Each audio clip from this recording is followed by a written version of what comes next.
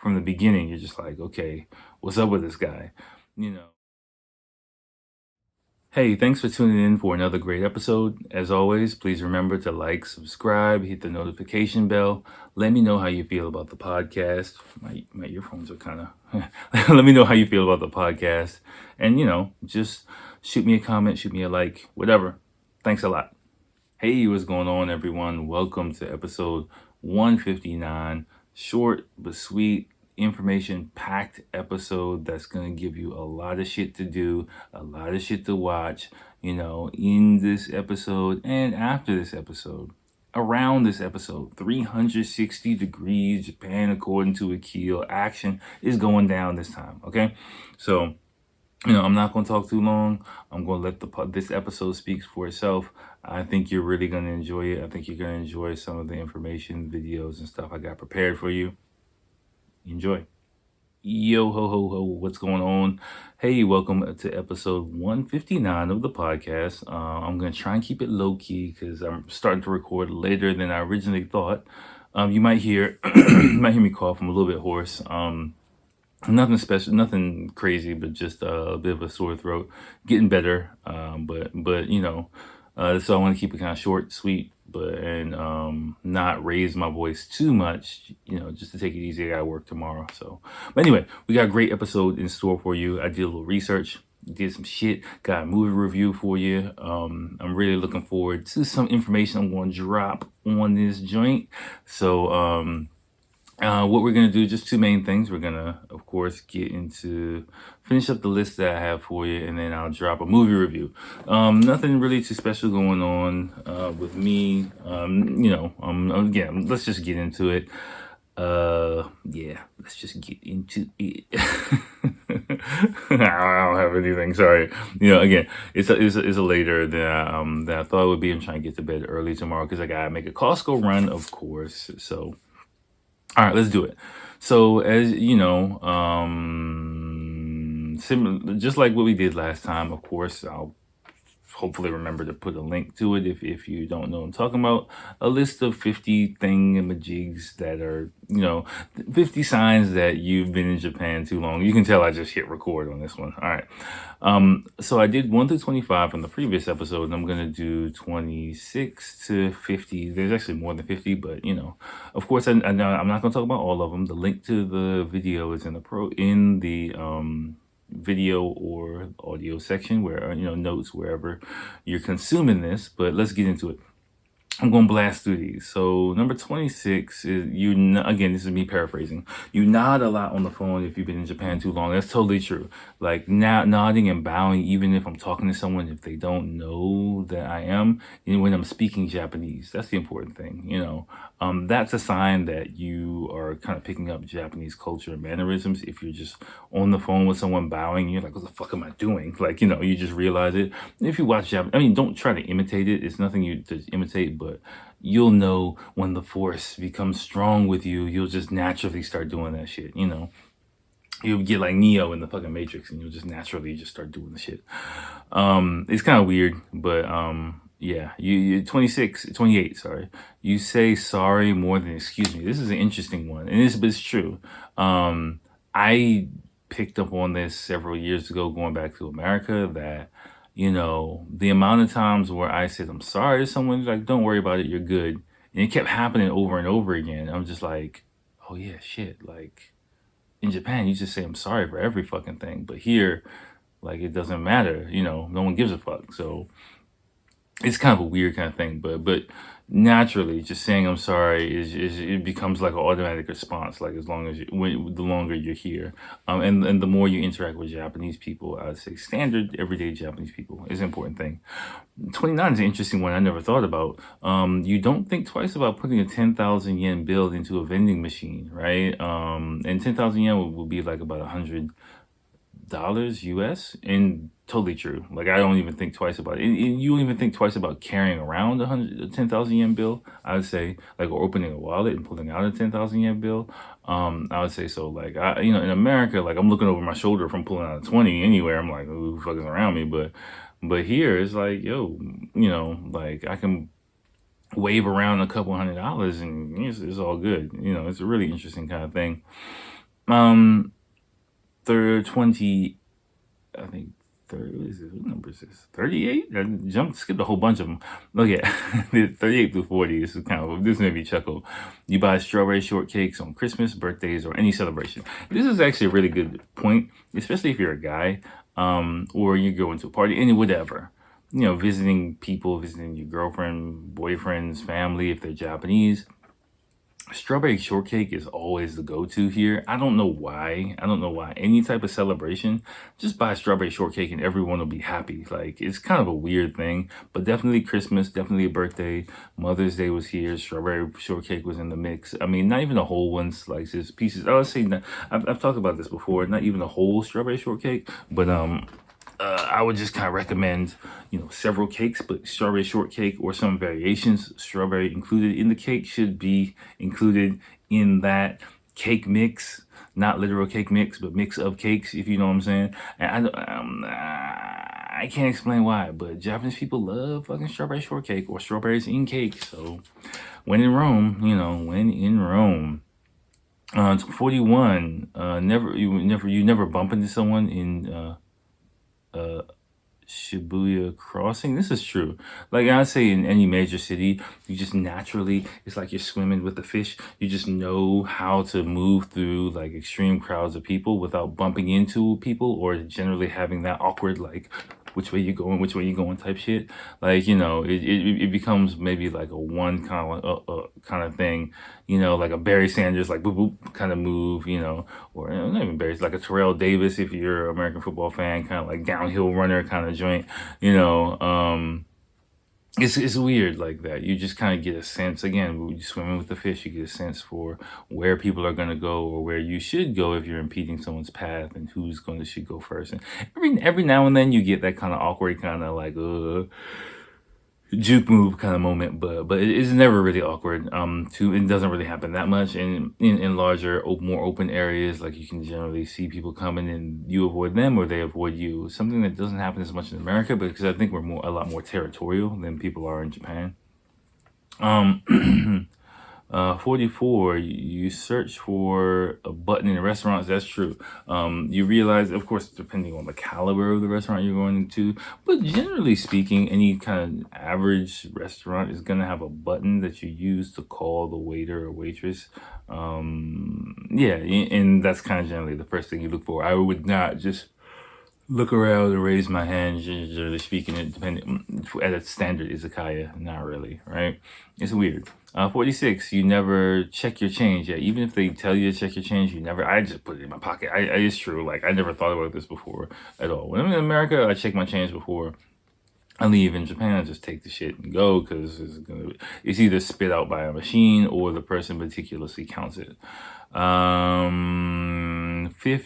M4 magnitude 4 earthquake is not scary, but a magnitude 5 earthquake is scary. That is something that like watching the news. I mean, I can't. I've maybe only experienced a magnitude 5 one time, but yeah, I mean, watching the news, like, you see it's like a 4 or a 3, you're like, whatever. You see a 5, like, ooh, I feel sorry for those guys. Like, kind of thing. It's weird. Like, you just get a sense of how strong earthquakes are the more you see them on TV and the more you experience them.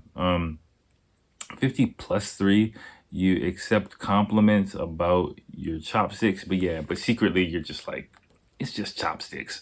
Like, come on now, come on.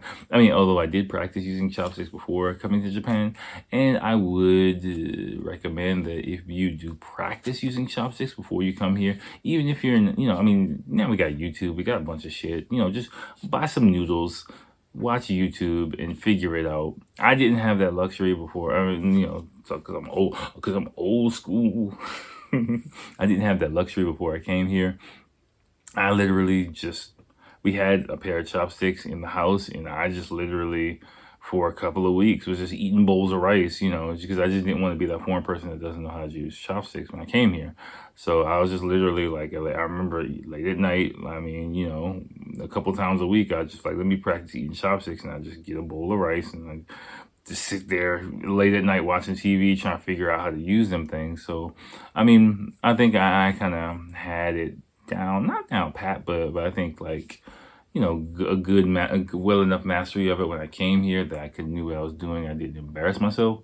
I think that's the thing. Even if Japanese people do compliment you on using chopsticks, don't take it to heart. It's not. I mean, just they might be generally surprised that you can use chopsticks, but don't think like you've mastered Japanese society just because you can do that shit. Like, yeah, that's my. Don't get too high or too low on Japanese compliments ever. Right.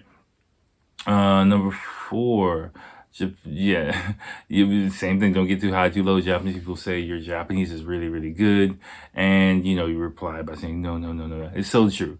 Like the appropriate, response is no, no, no. Even if you can't speak Japanese, or "Mada benkyou chu desu," or I'm still studying, or something like that. Some variation of that is what I just say I'm just still studying. Because you're always still studying, and it's kind of rude to just be like, yeah, I'm the shit, I'm the man. Like it's just weird. I've never heard someone say that. Um, hmm. But I did say thank you when I first started studying Japanese, which is like so weird to say. Whatever. And the last one, the week starts on Sunday. This is true too. In the Japanese calendar week is. I'm gonna take a drink of water. The Japanese calendar week is Sunday. So calendars will start on Sunday. The week consideration is Sunday. I never thought about that, but you just adjust to it. Especially if you're an English teacher, you're not working like a Monday through Friday kind of work week anyway. So what the consists of the weekend kind of the lines kind of blur. If you're an office worker, then that might change. But generally speaking, Japanese people consider a new week starting from Sunday. Okay. So that's that. Good timing on that. Again, really good list. Ask Japan or Japanese, I forgot, but whatever. The links in the description. Really good channel. Whatever. That's all I can say about it. Okay, let's move on because there's quite a bit to unpack from my recommendation. And it actually, ironically, piggybacks on the anime recommendation that I made a few a few episodes ago, where I think Way of the House Husband, I believe it was, where I was talking about the Yakuza and the house husband and things like that. And remember I was telling you there's a few inside jokes and things like that. Well, this movie that I recommend, again, descriptions and not a description, I just put a link to Netflix. I think it's Netflix America, I want to say, if you got Netflix. But again, you just type in a family Netflix and the trailer will come up, and however you want to see it, you can see it. I'll leave it up to your discretion. But I watched this the other night. It popped up. It's a new thing on Netflix Japan. I was like, all right, let me watch it. Maybe I can if it's all right, I can give a review. And I really liked it. Right? It's not your average Yakuza movie, but it is a Yakuza movie. But it does piggyback quite well on the anime show that I talked about before.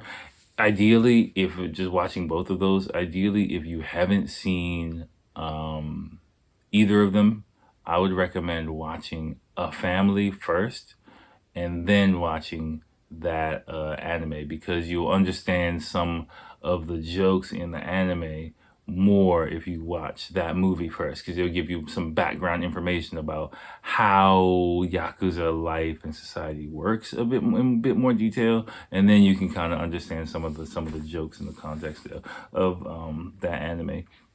Like, I know, I mean, I'm not an expert or anything, but just from movies and my moving and shaking in Japan and what I hear from Japanese people, it seems pretty accurate. Again, it's made in Japan, so yeah, A Family is called Kazoku to Yakuza in Japanese, which is basically family and Yakuza. But there on Netflix, there's a mini series called The Family, which I've seen, which is about fanatical religious secret society in Washington D.C. area. So, don't confuse A Family and The Family. I guess I had to change the name, I guess. But so let me do this before I start talking about this. If you don't want any, and sometimes people want to go into a movie totally blank. If you don't want anything, just stop right now. Go hunt down the movie and come back to the podcast. After you watch it, I'll give you a second, last chance. Okay, I'm gonna, if for people who haven't watched it, I'm gonna try not to spoil everything, you know. This is, I would say, this is a movie that if you are interested in gangster movies and things like that, it probably is a movie that don't watch the trailer, don't watch anything, and go into it blind, just because like it is like I didn't really know what the fuck it was going to be about, and so I just went into it blind. You know, I kind of read the description a little bit, but it was kind of really vague, and it was in Japanese, and I was like, I don't really, you know, there's like creative writing in Japanese, and like the small description is like this big, so I'm like, I don't really know what the fuck this is talking about, and I wasn't going to whip out my dictionary and check some of the kanji I didn't know anyway, so I was just like, fuck it, but if you're like me, you know, if I were talking to myself, I would recommend stopping the podcast right now, watching, you know, even if you gotta wait a couple of days, however long, watch it and then come back. So, you know, I'll leave it up to you, your discretion. But anyway, I'm gonna get into it. I'm gonna just try not to spoil everything. But pretty much like this movie is very different than I thought. The first half and the second half of the movie are completely different, right? And that's what actually caught my attention, because normally you got your typical tropes, and the first, because it's a long movie, it's like 2.5 hours, and so or 2 hours and 15 minutes or something. So I saw that first, and I was like, whoa, I ain't trying to sit through 2+ hours of Yakuza yelling.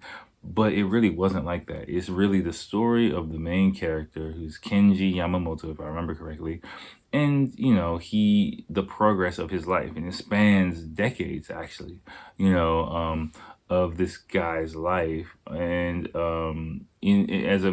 and how he becomes a member of the Yakuza in the countryside of Japan, and you know, quite, you know, the people that he meets, the ties the bonds that he forms, you know, the people he looks up to, and things like that. People he went into like Yakuza with, and people he met after he entered that life, and you know, some of the things that happen along the way.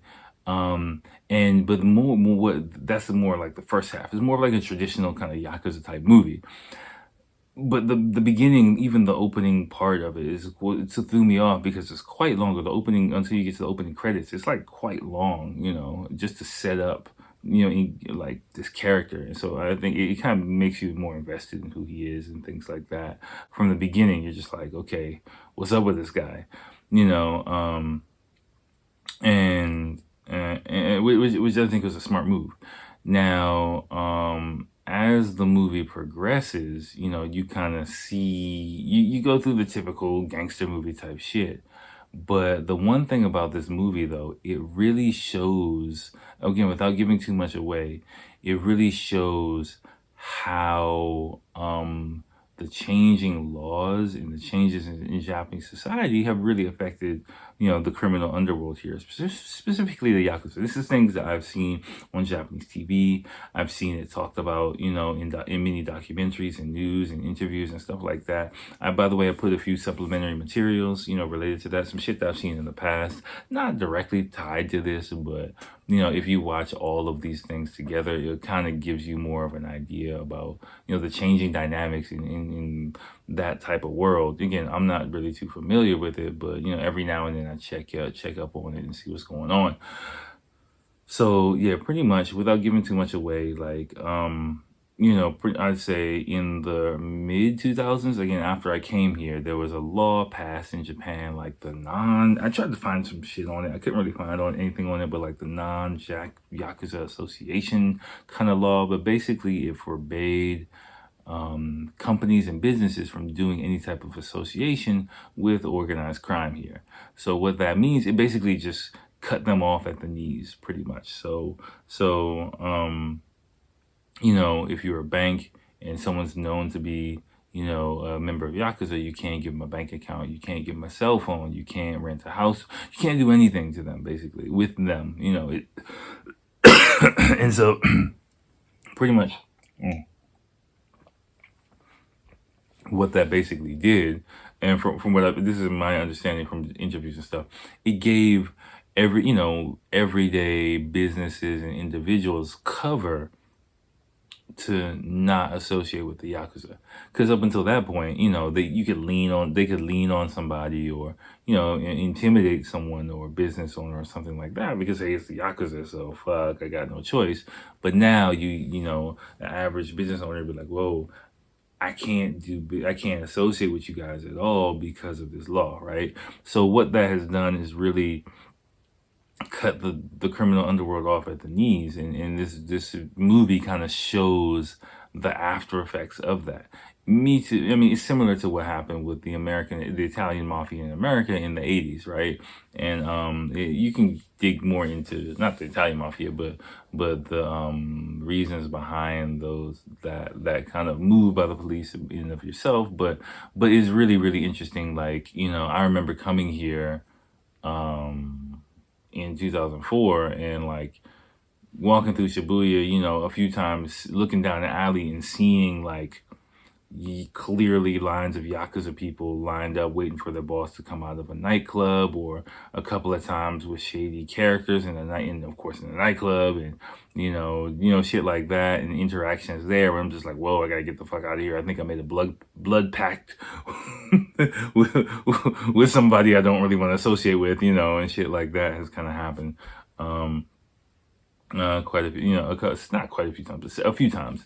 But in the past several years, I'd say after 2010, you don't really hear about those things so much.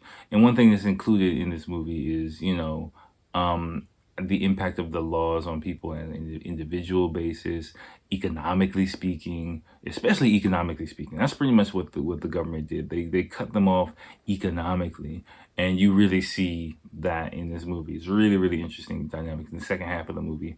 Another thing that you see is how because just kind of similar to the Italian mafia in America, like because the power base had been crushed and decentralized, several independent groups are kind of popping up. Basically, if you think about it, like, to be labeled as Yakuza is kind of like a stigma, and it marks you. So younger people are kind of like, fuck that. We don't need these rules, and someone else, like, I'll just do it by myself. I'll just squad up, gang, and I'll just, like, thug it out by myself. Who if they hard enough to do it, and again, I don't really know too much about that, because those kind of younger people I wouldn't really want to associate with anyway.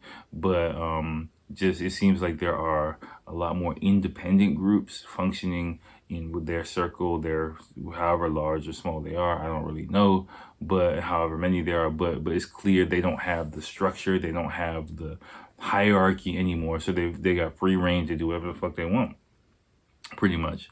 Maybe sometimes I'm guessing former Yakuza members will just grab their own clique, grab their own group, and just grab their own, gang, and just do whatever the fuck they want to do, whatever, hustle business, whatever they're into. It seems to be the way that it's going, and the older guys are kind of fading away into the dust.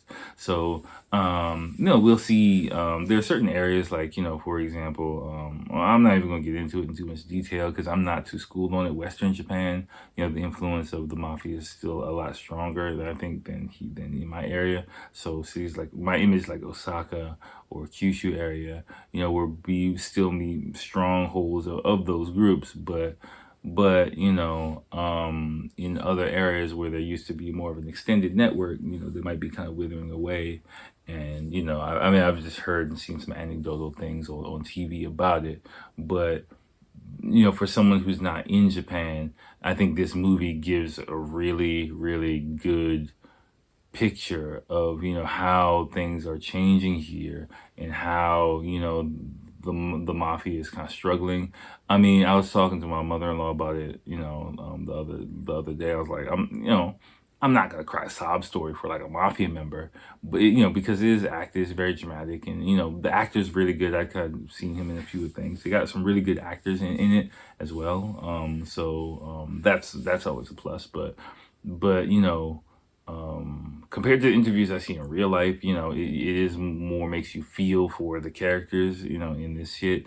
You also see the stigma associated with us with being around these type of people, which also might be a warning sign for you too coming to Japan. Why, like I said, like if the person who I think might be in that kind of world tries to got cool with me, pew, might hit the door because it's just something you just don't want to be associated with at all. I mean, just imagine like a local gang member, a gangster, just wants to be cool with you. Like you just know there's nothing to benefit from that. So depending on what area you hang out with, just be aware of those kind of things. It's just better to steer clear of people young or older, just who are in that element. You just don't want to, they might seem cool to you depending on your personality. I don't know, your life experience, but my advice is just avoid it as much as possible. There's different levels, there's different ranks, I mean, not formal ranks, but you know what I'm saying?